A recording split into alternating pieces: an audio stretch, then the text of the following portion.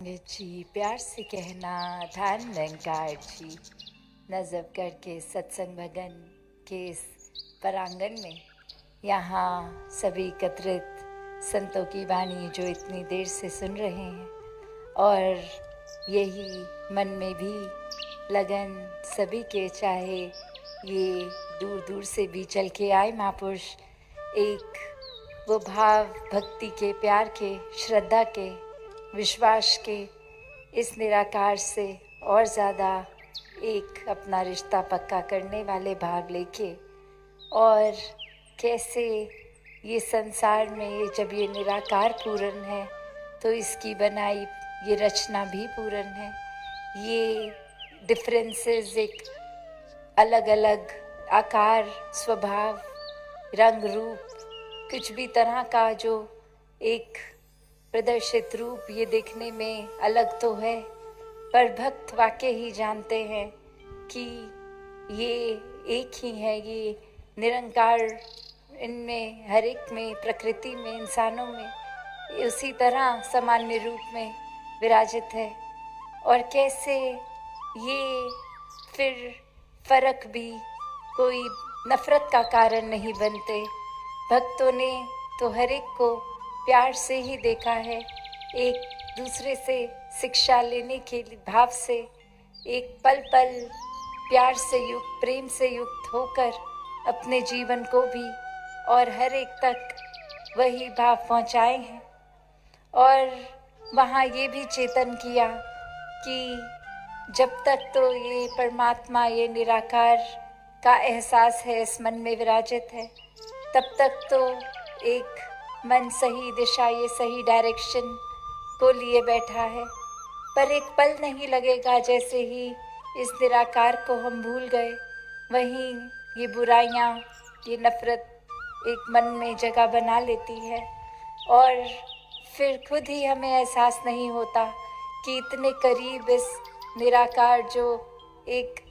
जैसे बोलते भी हैं कि शारक से भी करीब, इतने नज़दीक है, तो भी ये दूरी का एहसास हो जाता है। मन में निराकार का होने का एहसास तक नहीं आता, ये मन से सुमिरन नहीं निकलता। कैसे एक कारण हम ढूंढ लेते हैं कि किसी ने, क्योंकि वो हमसे अलग दिखता है, अलग व्यवहार है, तो ये एक नफरत की जाए। एक पूरी बात जानने बिना भी सिर्फ यही होता है कि उसी इंसान की गलती होगी। ऐसे ही कुछ समय पहले एक एक्सपेरिमेंट जब किया गया, जहाँ एक बर्तन में कुछ लाल चींटियाँ और कुछ काली चींटियाँ डाल दी, और पहले एक आराम से सब अपना उस बर्तन में घूम रहे हैं, और वहीं एक इंसान अब वो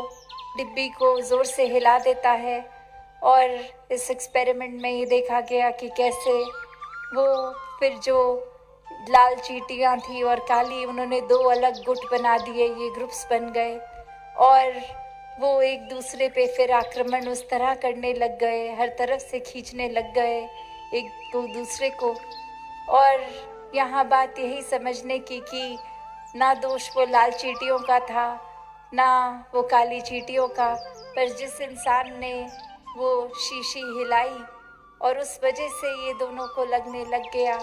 कि दूसरे की ही गलती है। एक ये जो तीसरा इंसान आके एक उथल पुथल मचा गया, उसकी एक गलती ना देखते हुए आपसी भेदभाव, एक रंग आकार अलग जो थे, उस वजह से ये नफरतें और मन में कारण बना लिए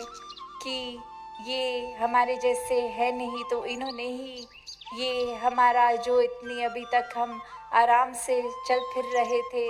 एक भूचाल की तरह आके ये हमारा पीस खराब कर गए, एक हमारा सुकून खराब कर गए। तो कैसे अक्सर इंसान कुछ और वजह चाहे हो उसको अनदेखा कर लेता है, पर जो अपनी विचार धारणाएं हैं, जिस वजह से बना बैठा है कि दूसरे हमसे अलग है तो नफरत के कारण होंगे, एक ये हमसे श्रेष्ठ तो नहीं हो सकते, हम जैसे हैं उतने अच्छे हो ही नहीं सकते, इनका रंग रूप आकार पहनावा, ये जाति पाति इस वजह से एक अच्छे नहीं हैंगे, ऐसी धारणाएं बना लेता है जब ये इंसान भी, तो हाल यही हो जाता है कि एक मूल तो भूल ही जाते हैं कि ऐसा कोई कारण होगा ही नहीं कि कोई हमारे साथ कुछ नुकसान करेगा, क्योंकि जैसे इसमें अगर वो डिब्बी हिली तो वो लाल चींटियाँ भी उतनी ही हिली जितने काले, फिर भी ये नज़रअंदाज कर दिया कि उनका भी तो उतना ही नुकसान हुआ है जितना हमारा, तो वो कारण कैसे हो सकते हैं। एक जो विवेक है, एक जो सोझी ये चेतनता इस ब्रह्म ज्ञान द्वारा है, उसको जो अपना लेते हैं वो तो समझ लेते हैं कि चाहे ये नुकसान रूप हमारा है तो सामने का भी है, तो ये कारण दूसरे को एक दोषी करार ना दिया जाए। तो भाव यही आते हैं कि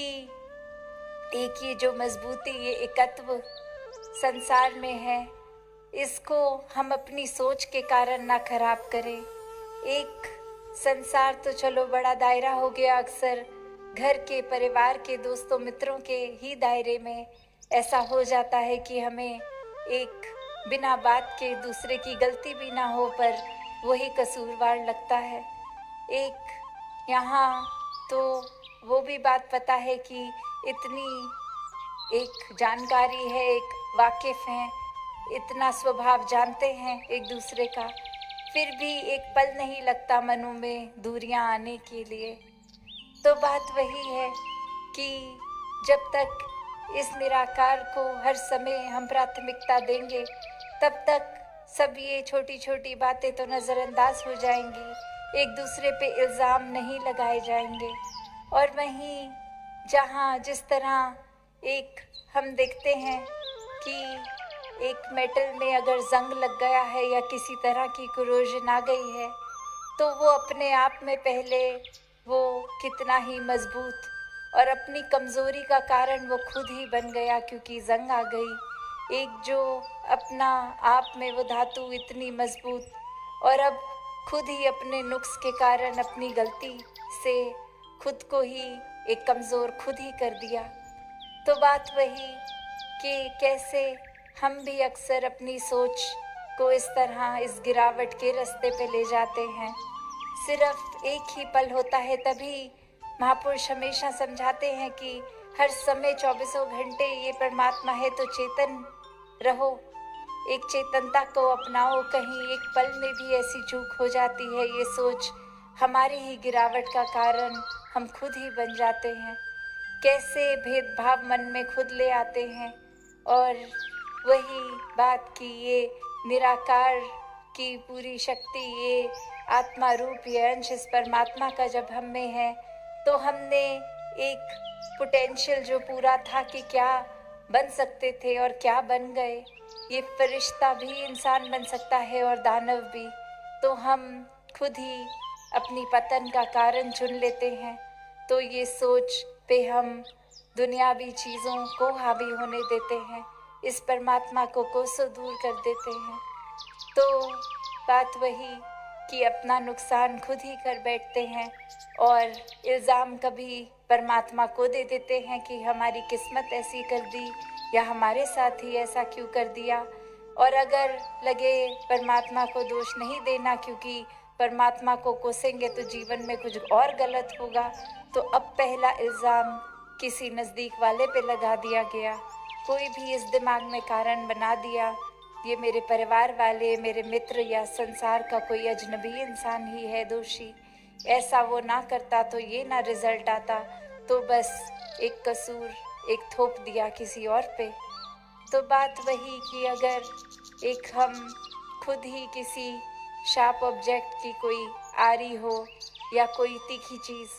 उस पे अगर अपने हाथ को ज़ोर से दबाएंगे, तो ये तो हमें पहले से ही पता है कि उसका एक स्वभाव, एक प्रवृत्ति, एक ऐसी ही बनावट है